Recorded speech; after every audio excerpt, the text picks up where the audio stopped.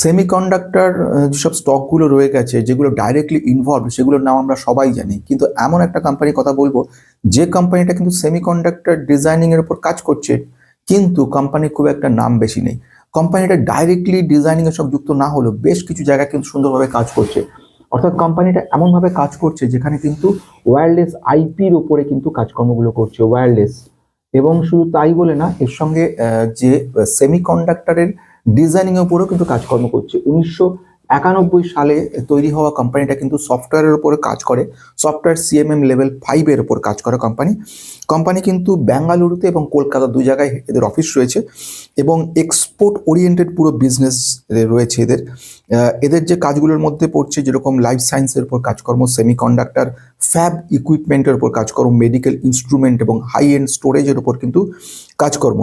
Company কিন্তু যেটা Q3 2025-এর যে রিপোর্ট করেছে তাতে রেভিনিউ গ্রোথ কিন্তু যথেষ্ট ভালো রয়েছে, ইয়ার অন ইয়ার বেস 10% মতো, এবং যেটাকে আমরা বলছি বিগত 9 মান্থের মধ্যে 11.4% ইয়ার অন ইয়ার বেসে জাম্প করেছে কোম্পানিটা, এবং নিয়ারলি 47% রেভিনিউ আসছে ইউএসএ থেকে, আর ডোমেস্টিক অপারেশন থেকে 14% মতো রেভিনিউ কিন্তু আসছে কোম্পানিটার একদিকে যেরকম সেমিকন্ডাক্টরে কাজ করছে, আর্টিফিশিয়াল ইন্টেলিজেন্সেও কাজ করছে। তাহলে আজকে আমরা কি কি জিনিস দেখবো? প্রথম হচ্ছে আমরা কোম্পানির ফান্ডামেন্টালটা দেখে নেবো। সেকেন্ড ওয়ান আমরা কি দেখে নেবো? আমরা দেখে নেবো প্রোমোটার হোল্ডিং কেমন রয়েছে। আমরা থার্ড জিনিস কি দেখে নেবো যে ম্যানেজমেন্ট থেকে কি বক্তব্য রাখছে। এবং লাস্ট ওয়ান আমার নিজস্ব কি মতামত সেটা বক্তব্য রাখবো। সবকিছু বলার আগে এই ভিডিওটা কিন্তু এডুকেশন পারপাস, কোনো কেনাবেচার জন্য নয়। তোমরা তাহলে সাবস্ক্রাইব করে রাখবেন, পুনরায় অজস্র লাইক কমেন্ট শেয়ার মুক্ত করে আমাকে অসংখ্য ধন্যবাদ প্রত্যেককে সাপোর্ট দেওয়ার জন্য, প্রত্যেকে এভাবে কাজ করার জন্য, প্রত্যেকে সাহায্য করার জন্য আমাকে। এবারে যেটা বলার সেটা হচ্ছে, অনেক দিন ধরে আপনারা বলেছিলেন একটা বই নিয়ে কথা বলার জন্য, সেই ব্যাপারে বই ডিটেলস, শেয়ার বাজারে কি কি বই আছে, কোন বই ভালো, কোনটা খারাপ, কোনটা সুবিধা, কোনটা অসুবিধা, সবকিছু নিয়ে কিন্তু একটা ভিডিও বানিয়েছি। বেস্ট ইনভেস্ট বিজনেসটা নিয়ে বলা দরকার। সেটা হচ্ছে ডাইরেক্টলি সেমিকন্ডাক্টর সঙ্গে যুক্ত নয় কোম্পানিটা, কিন্তু কোম্পানিটা কিন্তু ইন্টারনালি, অর্থাৎ যাকে আমরা বলতে পারি যে ফ্যাব ডিজাইনিং এর উপর কাজকর্ম, ফ্যাব্রিকেশন ডিজাইনিং এর উপর কাজকর্ম করা, সেখানে কাজ করে। যেমন আমরা তো জানি যে পুরো সেমিকন্ডাক্টর ডিজাইনিং ব্যাপার প্রথম হচ্ছে ডিজাইনিং পার্ট থাকছে, ডিজাইন কাজ করার পরে ম্যানুফ্যাকচারিং পার্ট থাকছে, ম্যানুফ্যাকচারিং পার্টের পরে চলে আসছে সেটা হচ্ছে ফ্যাব্রিকেশনের পার্ট থাকছে। এই ফ্যাব্রিকেশনের পার্ট যেখানে হচ্ছে, এখানে টেস্টিং ব্যাপারগুলো তৈরি হচ্ছে, টেস্টিং হচ্ছে, টেস্টিং কোয়ালিটি টেস্টিং সমস্ত কিছু। যে ফ্যাব্রিকেশন পার্ট যেখানে আসছে সেইখানে কিন্তু কোম্পানিটা কাজ করছে। কোম্পানির নাম কি? কোম্পানি মাইন্ডটেক। কোম্পানিটার কথা বলছি, মাইন্ডটেক ইন্ডিয়া লিমিটেড। কোম্পানি কিন্তু মার্কেট ক্যাপ যদি দেখি 652 কোটির, ভেরি স্মল ক্যাপ কোম্পানি। এই ধরনের কোম্পানিগুলোতে কিন্তু প্রচণ্ড রিস্কি কোম্পানি, এবং যে কোনো সময় ইনভেস্টমেন্ট অ্যামাউন্ট কিন্তু 10 ভাগের 1 ভাগ হয়ে যেতে পারে, আবার উল্টে এটা আবার 10 গুণ থেকে 20 গুণও করে দেওয়ার ক্ষমতা রাখে এই ধরনের কোম্পানিগুলো। এর বোঝা গেল। এবার আসছে সেকেন্ড পয়েন্টের দিকে। এই কোম্পানির সেকেন্ড ওয়ান হচ্ছে পিই, প্রাইস টু আর্নিং রেশিও। এই মুহূর্তে কোম্পানিটা কি ভ্যালুয়েশনে পাওয়া যাচ্ছে, এটা কিন্তু খুব গুরুত্বপূর্ণ জিনিস। পি কি জিনিস, প্রাইস টু গ্রোথ রেশিও কি জিনিস, ডেপ্ট ইকুইটি, সমস্ত কিছু বেস্ট ইনভেস্ট ওই চ্যানেলে দেখতে পারো, ওখানে ডিটেলস বুঝিয়েছি। এখানে টেকনিক্যাল ব্যাপার যদি কিছু জানতে ইচ্ছা করে, টেকনিক্যাল সমস্ত যে সমস্ত মুভিং অ্যাভারেজ সমস্ত রয়েছে, কিংবা যে ধরনের যাকে বলবো আরএসআই রয়েছে, কিংবা বলিঞ্জার ব্যান্ড রয়েছে, কিংবা এমএসিডি কার্ভ রয়েছে, কিংবা ক্যান্ডেলস্টিক প্যাটার্ন বলতে কি বোঝায়, সেগুলো সব কিন্তু এই চ্যানেলে বুঝতে পারবে। এখানে return on capital employed, that is very good. আচ্ছা, যেটা বলছিলাম পি রয়েছে কিন্তু 22 হচ্ছে পি। আর যদি আমরা রিটার্ন অন ক্যাপিটাল এমপ্লয়েড দেখি 15.5 রয়েছে return on capital employed, return on equity হচ্ছে 12.5। কোম্পানির ক্ষেত্রে এই মুহূর্তে প্রোমোটার হোল্ডিং অ্যাবভ 60%, 64% প্রোমোটার রেখে দিয়েছে, এটা একটা বড় ব্যাপার। আরেকটা ইন্টারেস্টিং জিনিস দেখার রয়েছে, সেটা ডেপ্ট টু ইকুইটি রেশিও কিন্তু 0.02 রয়েছে। দ্যাট মিনস এটাও একটা কিন্তু খুব ভালো একটা পয়েন্ট বলে মনে করে নেওয়া হয় ফান্ডামেন্টাল দিক থেকে, যাতে ঋণ খুব কম। আচ্ছা, ইন্ডাস্ট্রিজ পি কিন্তু আমরা দেখলাম সেটা হচ্ছে 26, অর্থাৎ যেটা বলছিলাম আন্ডার ভ্যালুড রয়েছে। এবারে আসবো নেক্সট পয়েন্টের দিকে। পিজি কিন্তু কিছুটা বেশি রয়েছে, 1.12। এটা একটা নেগেটিভ ব্যাপার, যেহেতু গ্রোথটা কমে গেছে সেই কারণেই এটা দেখতে পাচ্ছি আমরা।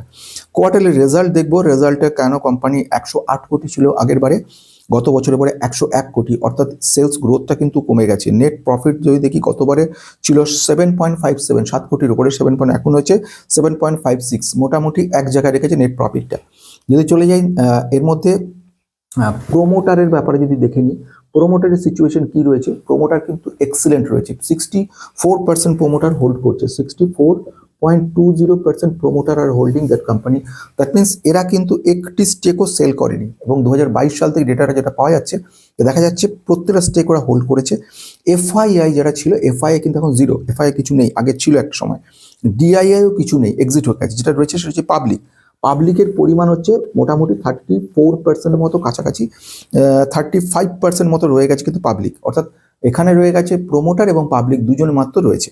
বেশ, এটা তো আমরা বুঝে গেলাম। এবারে আসবো লাস্ট পয়েন্টের দিকে, ম্যানেজমেন্ট কি বলছে।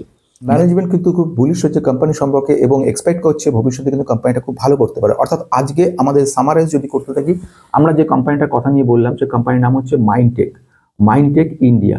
কোম্পানিটা কিন্তু শুধুমাত্র সফটওয়্যারের উপর কাজ করে না, সিএমএম লেভেল 5 কোম্পানি, স্ট্যান্ডার্ড খুব হাই লেভেলের। সেই কোম্পানি কিন্তু যে কাজকর্মগুলো করে, সেমিকন্ডাক্টরের ফ্যাব্রিকেশন বা ইনস্ট্রুমেন্টের কাজকর্মগুলো করা, আইপি ওয়্যারলেস নেটওয়ার্কের উপর কাজ করা। 1991 সালের কোম্পানিটা কিন্তু ফান্ডামেন্টালি দেখলাম ভ্যালুয়েশন আন্ডার ভ্যালুড রয়েছে। কোম্পানি দেখলাম কি, সেটা হচ্ছে 652 কোটি ন্যানো ক্যাপ কোম্পানি, যার পি রয়েছে 22, ইন্ডাস্ট্রিজ পি হচ্ছে 26। কোম্পানিটার return on capital employed, return on equity দুটোই ভালো রয়েছে। ডেট টু ইকুইটি ভেরি মানে গুড সিচুয়েশন রয়েছে, 0.02 রয়েছে। এবং যদি দেখি প্রোমোটারের সংখ্যা above 60%, 64% promoter holding that company. এটা একটা পজিটিভ ব্যাপার। ম্যানেজমেন্ট তরফ থেকে খুব বুলিশ কিছু কথা বলেছে এবং সেখানে বলছে আগামী কয়েক বছরের মধ্যে রেভিনিউ গ্রোথ আমাদের অনেকটা বাড়তে চলেছে।